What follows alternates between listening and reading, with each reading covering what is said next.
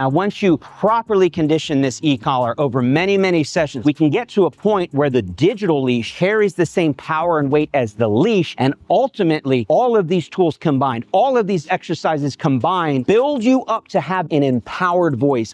I like it how now he's calling it a digital leash instead of an electronic or shock collar. Words carry a lot of power. You have a dog with a prey drive and he runs after chickens, and someone comes to you and promises that he can train your dog to recall and come back to you with no leash, even if there's a chicken over there. Is that possible? Let's take a look. Is in prey drive, getting them to recall, forget it. Thor, here!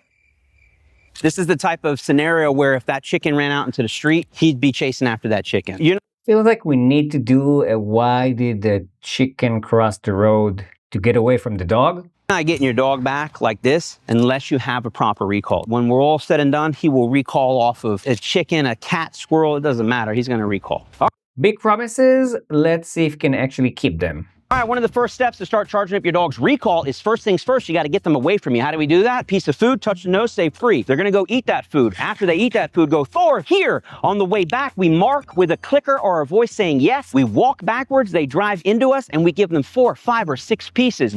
Okay, in a way, I agree with some of these things. First, it's a good idea to start training on recall, not around those chickens, not around those things that distract the dog. Basically, setting the dog up for success. 2, using rewards. This is important because we want the dog to be happy to come back to us when we're calling him and not get mad when he's not coming, to actually make it a good experience. And also, if you do know how to work with a clicker, that's actually good because that bridges that time delay between the dog doing what you want the dog to do, which is come to you, and the actual moment that you give the dog the treat. But the dog needs to know that a click means that the treat is gonna come next. So you actually need to work on the dog understanding what the clicker means before you actually start working on recalling. 1 piece on the way out, 4, 5, 6 pieces, Thor here on the return. The dog is already coming back to him because he's expecting the treats, which is not necessarily a bad thing because, again, we want the dog to come back to us. And at this point, we're still at a very low level of training, so we don't need any distractors around, which will make this behavior actually happen very commonly. Not necessarily a bad thing. Getting back to you always pays the big bucks. Now, why would they come back to you? Well, if your dog's hungry and they're only getting 1 piece, they know where they got to go for the good stuff. Guess who's got it? This guy right here. Thor, here. We start to charge that name up. That name means get to me. I have amazing things for you. Now, remember. So I disagree with that. You don't want to use the name as your cue. Even he is not really using the name as the cue. He's saying, Thor, come. Using the name Thor might get the dog's attention, and then the come is the actual cue. And in a way, that's fine. But I would advise against using just his name as a recall, because we tend to use the dog's name in other situations as well, and that might cause some confusion, meaning it will weaken the training for this. Remember, do this in a safe environment. Do this in an enclosed backyard. Maybe have a long line on your dog. And don't overdo this, folks. Don't do this for 30 minutes and gas your dog out. Make it short, fun, exciting fire session. 30 seconds, maybe up to 2 or 3 minutes, and then call it done. I 100% agree with him, which is probably a first. Do that over the next few days, a couple of fire sessions, and we'll start to condition your dog that when they hear their name, come running back to mom or dad. All right, folks, before we dive any deeper into this video, I have to give you a word of caution. Please don't think you can watch a 10-minute YouTube video and master the recall overnight. That's not how it works. It requires many, many reps, many, many sessions over many, many days and weeks to achieve that 100% reliable off-leash recall. Yes, it takes many weeks sometimes, but no, you will never get anything 100%. There's nothing in the world is 100% except for dying. Whoa, that's kind of a morbid thought. The restrained recall is one of the most powerful ways to train your dog or puppy to haul ass when they hear their name called. Let me demonstrate what it looks like. Orion, when you're ready, go ahead. And you can see he literally gets airborne, shooting out of the hole to go towards the person that's calling him. I hope he's gonna explain more about why he's doing it, because we're working on the recall, not on launching the dog into space. So why do we have to hold the dog down when someone else is calling him? Demonstrate it one more time and kind of walk and talk you through the process. Thor, here. Get him into this heel position, and we're gonna treat him like a slingshot. I'm gonna pull back right after she calls him. I'm only gonna release when he drives forward with everything he has. There we go, and he shoots out of the hole, and that's exactly what we're looking for. We're gonna condition that when you hear your name called, you gotta haul ass and drive to the person that's calling you. That doesn't make any sense whatsoever. Basically, if I understand correctly, and I might not understand the logic behind it, so feel free to politely explain it in the comments. But what I get is that he thinks that by making the dog work even more to get to the people that are calling him, that are using his name and calling him, that will somehow make the drive of the dog even higher, which will eventually make it more reliable. I never heard about doing it this way. I don't know if it's actually helping. I'm not sure if it's even causing any issues. So I'm not so much against it right now, but I really don't know if it's gonna do anything. One of the best recall games you can play with your dog or puppy is what we call the triangle of death. Let me show you how it works. Now, typically, if you're recalling your dog, you're using two people. What happens is after he eats food from her, he'll typically come back to me. But now we bring in a third person. He actually has to listen and pay attention to who's calling. So allow me to demonstrate. Thor, here. Rather than just running straight to her and back to me, we can now bring a third, fourth, or fifth option. We'll pay there. And then another interesting thing with this game is he might start going towards her or towards me. Call him. We get him to change direction halfway through, big payment for that, which helps condition him that you might be heading north, but I might recall you back south. Amazing. I also agree with that. And it does seem like he's using the clicker correctly. He's using the clicker only when he actually reaches the person that called him. Also, this is the next level. Now he's adding some distractions, meaning that now it's not just him calling the dog, but there are different people. And yes, he only rewards the behavior of recalling or coming back to the owner that's actually calling him, to one of the kids or him. That's very good. Why is it called the triangle of death? No clue. I would probably use some nice terminology like the triangle of fun. Just him to turn around and go back to the person who's calling him. Good job, baby doll. All right, folks, now we're going to move on and show you how we use the leash and the e-collar to start to bring about reliability in the recall. And say, what are you talking about? Well, just think about it for a minute. What power, what weight does your voice really have if, in this case, an 80-plus pound Rottweiler is chasing after a ball, a bird, or whatever? Will your voice really stop physically all of that momentum and make it turn around and come back to you? No, but that's going to happen every time. Even if you do use something like a shock collar or a leash, especially if it's a training leash, which is very long, and then the dog can just take off. And because of the momentum, you're going to find yourself on the ground, especially if it's an 80, 90, 100 pound dog. And even if you are a very big and strong man, not like me. But until now, I was on board with everything he's doing. But all of a sudden now he's using an electronic collar, which is another name for a shock collar. I will be happy if, for example, this type of collars are only used with the vibration mode, and only if the vibration mode works kind of like just to get the dog's attention.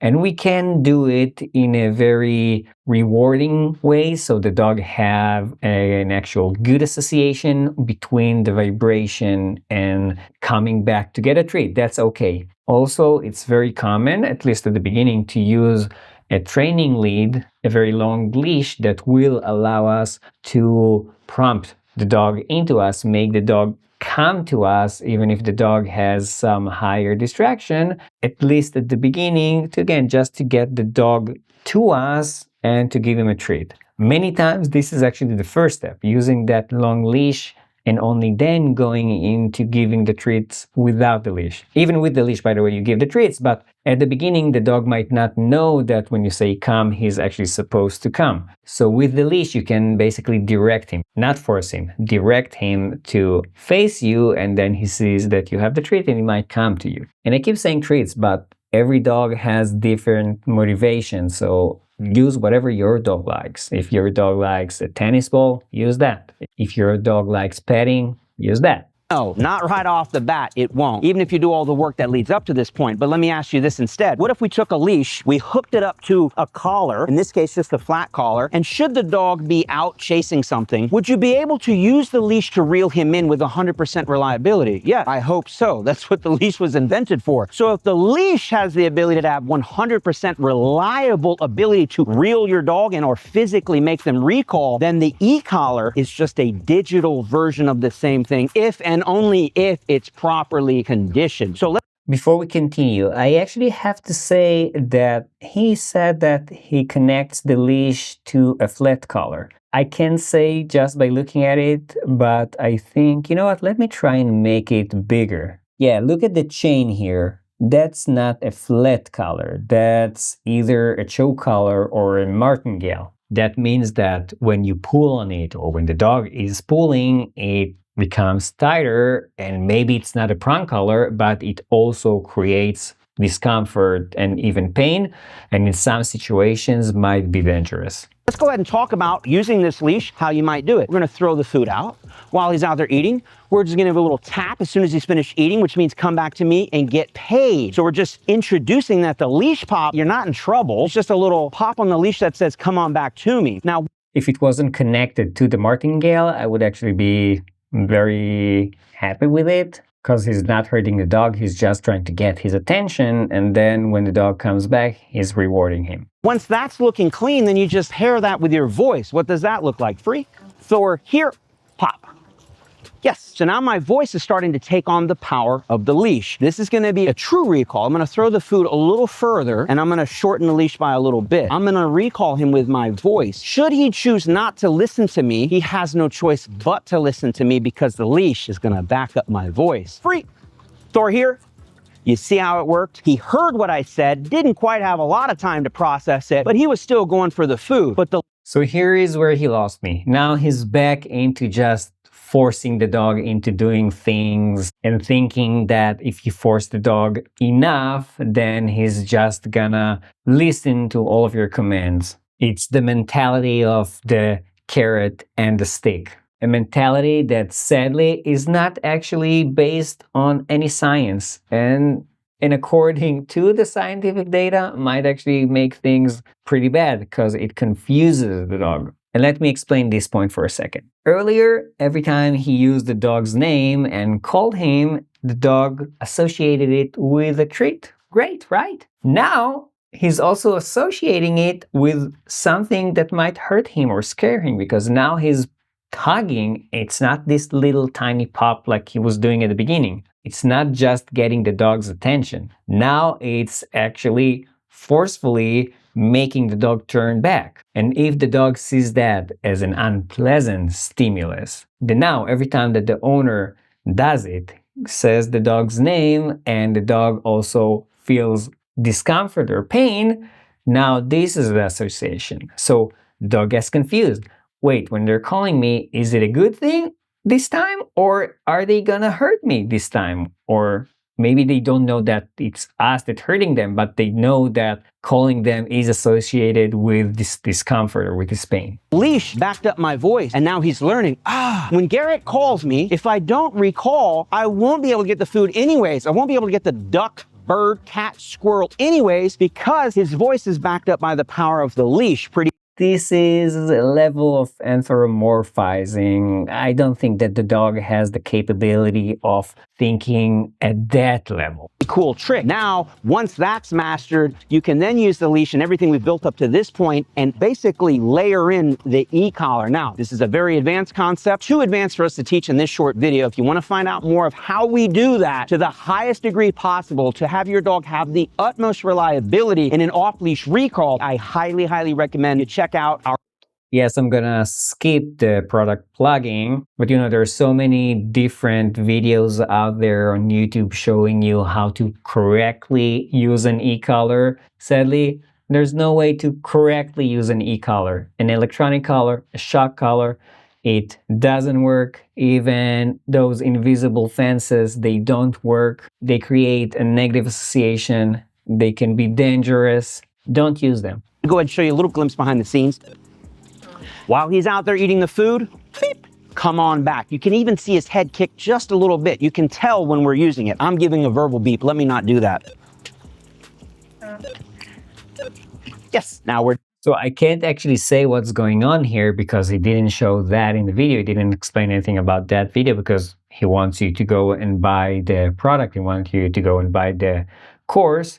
But first, there's a good chance that the dog was already trained on using this method. So, don't think that it's that easy and that fast. He actually said that it's not that easy and that fast. 2, I can hear the beep when he's clicking it. I'm confused because there were a few beeps. So it wasn't just when the dog was going away. It was also happening when the dog was coming back to him. So it's not exactly like using the long lead. So yeah, sadly, this doesn't really tell us if this method is working. I can't even say anything negative about it because he doesn't explain it. Just conditioning when you feel the e-collar. It's not a hammer, it's a party, baby. And it's a party that means come on back to me and we can celebrate together. Now, once you properly condition this e-collar over many, many sessions, we can get to a point where the digital leash carries the same power and weight as the leash. And ultimately, all of these tools combined, all of these exercises combined, build you up to have an empowered voice. I like it how now he's calling it a party and how he's calling it a digital leash instead of an electronic or shock collar. Words carry a lot of power. Voice that's backed up by all of these tools, all of these techniques, and gives you a 100% off-leash reliable dog. Stick around for the end because never ever. Really proof we have to see, has all of this work built up to a point that we can truly trust him off-leash in what we can consider the highest level of distraction. We call Okay, that would be interesting to see if he's so trained that now he's not gonna chase a chicken. I skipped ahead a little bit because I'm looking for the part where he shows that the dog is not chasing any chickens, but right now all I'm seeing is the dog playing with other dogs, which is not the same because it's a different motivation than chasing chickens. There's a difference between prey drive and attack mode in a way and playing with other dogs. So I'm actually going to try and scroll ahead and see at what point we actually see that. Interesting. Well, that was actually the end of the video. He started with a promise of showing us how he fixes a dog from chasing after chickens and everything, but he didn't really put his money where his mouth is. One of the comments that I get from his followers are things like, why don't you show us how it's done? Well, I'm going to use this comment back to you. Why isn't your favorite trainer not showing us how it's done? He's just talking about it. I would say that my biggest concern in this video, because unlike many other videos by different trainers, I actually didn't see something that was like horrible that made me want to stop watching the video or anything like that. But my biggest issue is promising 100% reliability. And that's dangerous because you can't really get 100% reliability. Even if your dog is the best show dog, one of those border collies that are competition dogs and can do those amazing things, and you can recall them from like very, very far away and get them to jump and do all those crazy things. If a big enough stimulus or a different motivation that arouses them and distracts them more than you or your treats or the fear of you using the shock collar, they're gonna bolt. And if that happens when you're not looking, or when that happens when there's a road around and they get hit by a car or they just disappear chasing after a deer, that's it. All it takes is one time. I'm not saying don't let your dogs off leash, but do it in a safe place. Stay focused. Don't be distracted by looking at your phone or speaking to other people because you might not even notice that your dog is running away. And here's a tip for you. If your dog is running away, then you don't want to start running after him, screaming, "Come back, come back." It almost never works. It actually arouses the dog even more. Sometimes they might even think it's kind of like a play behavior and they would run away even more.